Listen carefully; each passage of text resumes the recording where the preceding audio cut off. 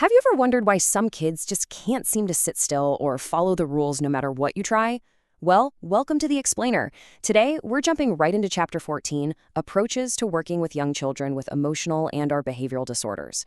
Our main goal today is to really decode how we can actually support young children who are facing some seriously complex emotional hurdles. Here's our quick roadmap for today. We're going to start by defining what these behavioral disorders actually are, look at how adult bias can lead to misidentification, uncover the hidden impacts of adverse childhood experiences, explore trauma-informed care, and finally wrap the whole thing up with 4 guiding principles you can actually use. Basically, we're going from understanding the root of the problem straight to actionable classroom solutions. All right, let's just dive right into Section 1, Defining Behavioral Disorders. So let's look at emotional and/or behavioral disorders, or EBD for short. Now, think about it. Unlike diagnosing a broken arm, where you can just look at an X-ray and say, yep, there it is, there are absolutely no clear objective medical tests for these conditions in young children. Instead, they're pretty vaguely defined as conditions that negatively impact a child's learning and their social interactions. There's actually a pretty big gap in how this is defined. The federal IDEA definition, that stands for the Individuals with Disabilities Education Act, uses these really broad, vague terms. They describe it as an inability to learn or having a pervasive mood of unhappiness, basically a sadness that just won't go away. But in the real world, early childhood teachers look for much more practical markers. They're evaluating the intensity of a behavior, how long it lasts, and how much it differs from typically developing kids of the exact same age. Okay, let's move right along to Section 2, Bias and Misidentification. The data we have here is honestly pretty sobering. Because these definitions are so vague, diagnosing these disorders often leads to some really severe negative outcomes, specifically the oversuspension and eventual expulsion of children from school. And statistically speaking, there is a massive overrepresentation of Black and Hispanic children, as well as young boys who end up experiencing these really harsh punishments. So, you gotta ask yourself, why is this happening? What's causing these false positives? Well, a huge chunk of it comes down to adult expectations and deep-rooted systemic issues. Things like observer bias, cultural mismatches between how a kid acts at home versus school, and just straight-up inappropriate expectations play a huge role. There's also the massive, undeniable impact of poverty and racism creating this achievement gap. All of these factors combined can easily lead adults to mislabel a child's perfectly typical, but maybe kind of frustrating behavior as an actual emotional or behavioral disorder. So, what is really going on beneath the surface of these challenging behaviors? That brings us to Section 3, ACEs and Toxic Stress. The absolute crucial concept to grasp here is adverse childhood experiences, commonly known as ACEs. These are early childhood traumas that negatively impact a child's behavior, their learning, and, this is wild, even their physical brain development. Early trauma is so often the hidden root cause when you see a child acting out in class. And to be clear, we aren't just talking about having a bad day at the park.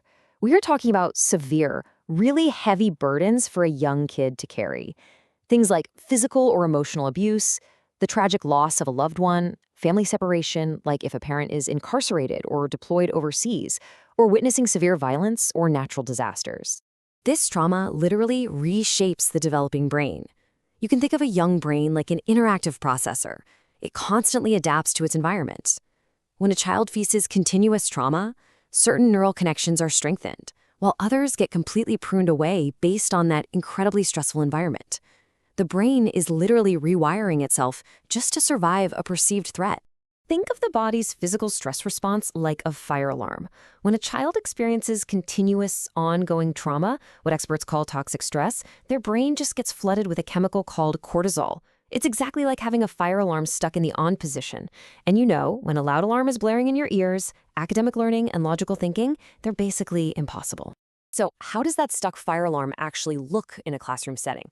Well, it usually manifests in 3 distinct ways: fight, flight, or freeze behaviors. Fight looks like hitting, throwing tantrums, or raging. Flight looks like intense separation anxiety or a kid constantly trying to run away. And freeze, that's when a child just completely shuts down, refuses to talk, or totally withdraws. It's so vital to recognize that these completely different, totally extreme behaviors all stem from the exact same internal stress response. Now that we understand the problem and the neuroscience behind it, let's explore the solution in Section 4, Trauma-Informed Care. Trauma-informed care, or TIC for short, is an approach that puts the child right at the center of everything. It's a strengths-based approach where the main goal is to heal and to learn. So instead of just punishing the quote-unquote bad behavior, Take actually seeks to heal that child's highly stressed brain. To really get how game-changing Tick is, let's contrast it with how things are usually done. Traditional special education often relies on what's called a deficit-centered approach. That basically means adults spend all their time focusing on what the child is doing wrong or what their deficits and weaknesses are. Trauma-informed care completely flips that script. It focuses on a child's strengths to help them heal and eventually succeed. It's all about finding what's right with the child, not what's wrong with them. Okay, so the million-dollar question is, how do we actually put this into practice in a real, unpredictable, everyday classroom? Let's hit Section 5, the 4 guiding principles. We can use a highly practical, everyday toolkit for educators known as the 4 guiding principles. They are Step 1, reflection. Step 2, relationships. Step 3, roles. And Step 4, resources. Let's break these down real quick. Principle 1 is reflection and self-awareness. I want you to just imagine for a second that you're a preschool teacher. A kid suddenly throws a toy across the room. Before you react, you have to hit pause and reflect on your own biases, your own mood that day, and your own expectations. You literally have to remove your own ego from the equation before you can effectively help correct that child's behavior. Next up is Principle 2, building positive relationships. Honestly, this is arguably the most essential ingredient for healing trauma. A teacher has to build deep, unshakable trust with the child. And it's not just about the adult-to-child dynamic either. Helping that child foster positive peer relationships, like simply playing a game together or sharing a snack, is incredibly powerful for their emotional recovery. So what do you actually do in the heat of the moment to calm that stuck fire alarm and restore their brain's chemical balance? First things first, remove the stressor entirely. Do not automatically resort to punishments like timeouts or suspensions. Those just create way more stress. Instead, offer them open-ended art or play activities. Let them explore nature outside, or just give them a quiet, safe space to wind down. This is exactly where you use your resources, that's Step 4, and step into your role, Step 3, as a safe harbor, not a punisher. You absolutely have to lower that cortisol before you can even think about teaching a lesson. And that brings us to the end of our explainer. I want to leave you with a final thought today. We've seen just how complex and deeply rewiring early trauma can be, but we've also seen that we have the tools to help. So ask yourself, how will you personally use reflection and relationships to step in, make a real difference, and completely change a vulnerable child's story? Thanks so much for joining me today, and keep learning.